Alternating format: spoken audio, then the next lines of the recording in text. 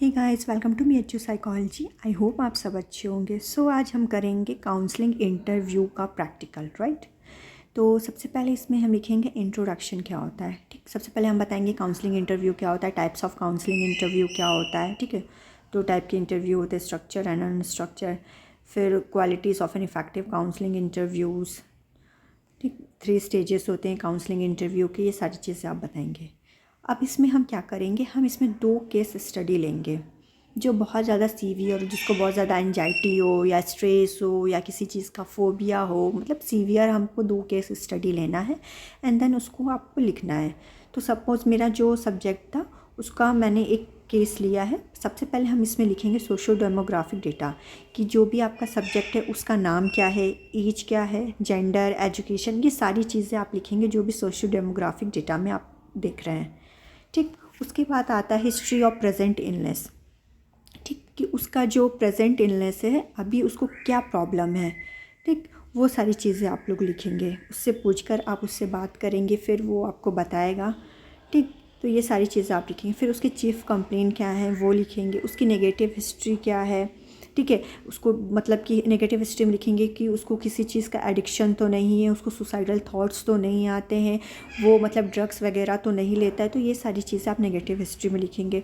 Treatment history में क्या लिखते हैं कि मतलब कि कोई भी उसका ट्रीटमेंट तो नहीं चल रहा है, या किसी साइकोलॉजिस्ट या साइकाइट्रिस्ट से पहले उसने डायग्नोसिस तो उसका नहीं हुआ। ये सारी चीज़ें आप इसमें लिखेंगे। फिर हिस्ट्री ऑफ पास्ट इलनेस में क्या लिखते हैं कि कोई उसका पास्ट इलनेस, कोई इंसिडेंट हुआ हो या कुछ उसको डिजीज़ हुआ हो, ऐसी कोई प्रॉब्लम तो नहीं थी उसके पास्ट में। फिर फैमिली हिस्ट्री आता है। फैमिली हिस्ट्री में आप लिखेंगे कि वो जॉइंट फैमिली से बिलोंग करता है, न्यूक्लियर फैमिली से बिलोंग करता है, क्या फैमिली साइज़ है, उसका बर्थ ऑर्डर क्या है, ये सारी चीज़ें। फिर प्रीमॉर्बिड पर्सनालिटी लिखेंगे। ठीक, उसके बाद जनरल अपीयरेंस लिखेंगे कि जनरल अपीयरेंस में उसका एटीट्यूड कैसा है। जब आप उससे बात करेंगे तो आप उसको ऑब्जर्व भी करेंगे कि उसका एटीट्यूड कैसा है, उसका बोलने का तरीका, उसका स्पीच कैसा है, बहुत हाई वे में बोल रहा है, उसका टोन कैसा है, उसका रिदम कैसा है बोलने का, उसका मूड कैसा है, उसकी पर्सनालिटी कैसी है, वो ठीक से ड्रेसअप होकर आया है कि नहीं, नीट एंड क्लीन ड्रेसअप किया है या नहीं किया है, उसकी प्रॉब्लम सॉल्विंग टेंडेंसी कैसी है, उसकी इंसाइट कैसा है, उसका जजमेंट कैसा है, उसका बिहेवियर ऑब्जर्वेशन कैसा है, वो आई कांटेक्ट मेंटेन कर रहा है कि नहीं, आपकी बात को ध्यान से सुन रहा है या नहीं सुन रहा है, या फिर वो बात करते टाइम अपना लेग हिला रहा है, शेक कर रहा है, या फिर बेंच पे टैप कर रहा है। ये सारी चीज़ें आपको ध्यान देनी है और जनरल अपीयरेंस में आपको लिखना है।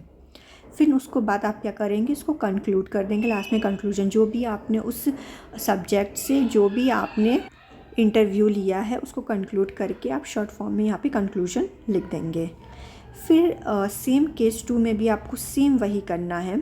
सोशो डेमोग्राफिक डेटा लेंगे, चीफ कंप्लेन क्या है, history of present illness, past illness, ठीक है, नेगेटिव हिस्ट्री, ट्रीटमेंट इलनेस, सारी चीज़ें वही सारी चीज़ें, जनरल अपीयरेंस, फिर लास्ट में कंक्लूजन लिख देंगे। और फिर उसके बाद लास्ट में रेफरेंस दे देंगे कि जो आपने इंट्रोडक्शन वाला पार्ट लिखा है वो कहाँ से लिखा है, किसी साइट से लिखा है, किसी बुक से लिखा है, उसका आप रेफरेंस देंगे। आई होप गाइस आपको ये वीडियो समझ में आया हो। या अगर ये प्रैक्टिकल समझ में नहीं आया तो आप डेफिनेटली मुझे कमेंट करके पूछ सकते हैं। अगर वीडियो अच्छी लगी हो तो please like and subscribe my channel. Thank you for watching.